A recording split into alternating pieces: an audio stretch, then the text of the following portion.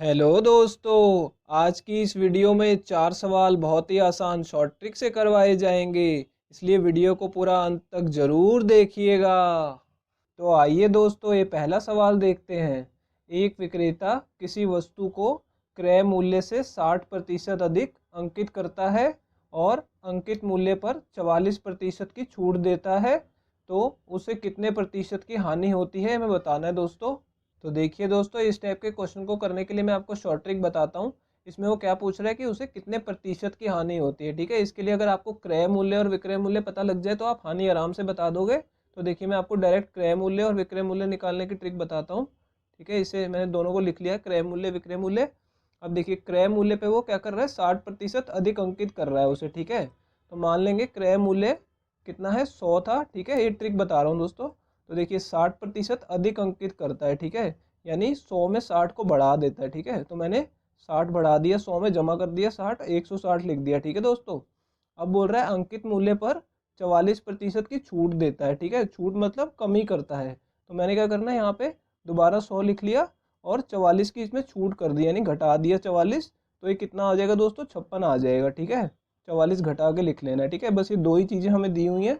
अब इन्हें अनुपात में है तो काट लेंगे, दोनों को 4 से काटेंगे तो यहाँ पे 25 आ जाएगा दोस्तों, और यहाँ पे 14 आ जाएगा। ठीक है, और इन दोनों को 20 से काटा जा सकता है, तो यहाँ पे 5 और इधर 8 आ जाएगा। अब ये और नहीं कटेंगे तो हम इनको गुणा कर लेंगे आपस में। तो ये देखिए, इन दोनों को गुणा करेंगे तो 125 और 14 अट्ठे 112। ठीक है दोस्तों, यहाँ तक हमने कर लिया। क्रय मूल्य यदि 125 है तो विक्रय कितने का किया गया है, 112 का। ठीक है दोस्तों, तो देखिए, यानी उसे खरीदा उसने महंगा है और बेच वो कम मूल्य पे रहा है, तो उसे हानि हो रही है। कितने की हानि हो रही है, 13 रुपये की। ठीक है दोस्तों, यहाँ पे और अब 13 की हानि हो रही है। ठीक है, किस पे हो रही है, 125 पे। तो नीचे 125 यानी क्रय मूल्य आता है हमेशा, और गुणा कर देंगे 100 से। ठीक है दोस्तों, तो इसे 25 से काटेंगे तो 4 आएगा, इसे 25 से काटेंगे तो 5 आएगा। ठीक है दोस्तों, अब देखिए, इन दोनों को गुणा कर लेंगे तो कितना आ जाएगा, 52 और भाग में 5, और इन दोनों को भाग करेंगे तो कितना आएगा, 10 सहित 2/5% की उसे हानि हो रही है। तो ये तीसरा ऑप्शन करेक्ट है। आइए दोस्तों, अगले सवाल की तरफ चलते हैं। तो आइए दोस्तों, ये दूसरा सवाल देखते हैं।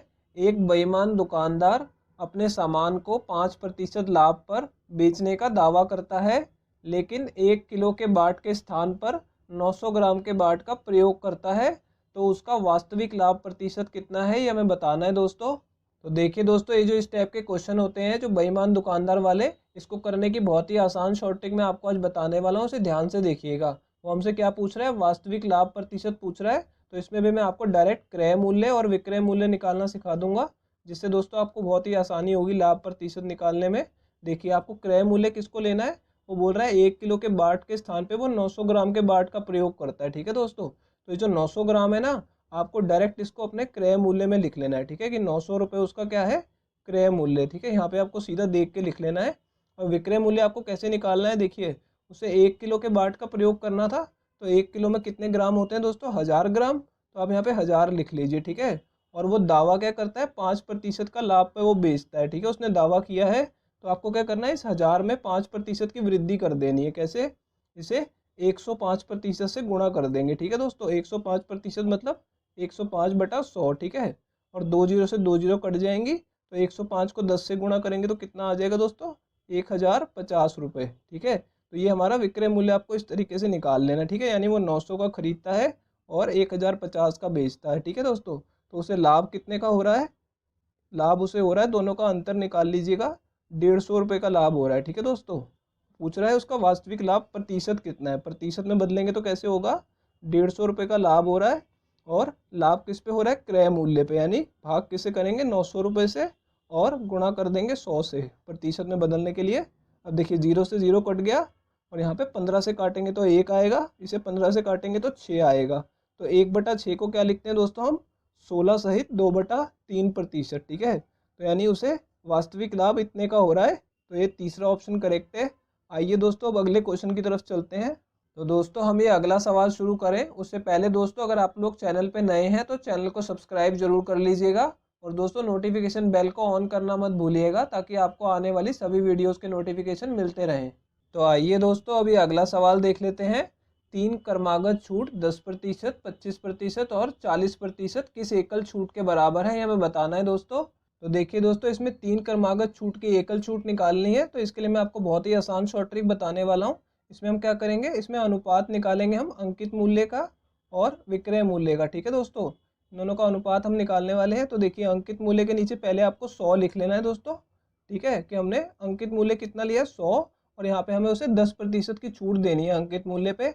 तो हम उसे कितने का बेचेंगे, 100 में से 10 घटाएंगे तो कितना आ जाएगा दोस्तों, 90 का हमने उसे बेचा। ठीक है, अब देखिए क्या करना है, दूसरी छूट देने के लिए आपको फिर से यहाँ पे नीचे 100 लिख लेना है, और अब इस 100 पे 25% की छूट देंगे तो विक्रय मूल्य कितना आ जाएगा दोस्तों, 100 में से 25 घटा के 75 आ जाएगा। ठीक है, और तीसरी छूट देने के लिए फिर से हम 100 लिख लेंगे दोस्तों यहाँ पे, और इस पर हमें 40% की छूट देनी है, तो 100 में से 40 घटा देंगे तो कितना आएगा दोस्तों, यहाँ पे 60 आ जाएगा। ठीक है, तो तीनों छूट हमने लिख ली है और विक्रय मूल्य का भी लिख लिया। तो दोस्तों अभी अनुपात में है, इन्हें काट लेंगे। ठीक है, तो इन दोनों को पहले मैं काटूंगा 20 से, तो कितना आ जाएगा दोस्तों, यहाँ पे 3 और यहाँ पे 5 आ जाएगा। ठीक है दोस्तों, और इन दोनों को 25 से काटेंगे तो यहाँ पे कितना आएगा, 4 और यहाँ पे 3 आ जाएगा। ठीक है दोस्तों, और ये 0 से 0 कट जाएगा बस इसमें, और कुछ अब इसमें कट नहीं रहा। तो दोस्तों इन तीनों को गुणा कर लेंगे, 5 चौक 20 और 20 को 2 से गुणा करेंगे तो 200 आ जाएगा। ठीक है, यानी अंकित मूल्य आ गया है 200, और इन तीनों को गुणा करेंगे तो 3 तिया 9,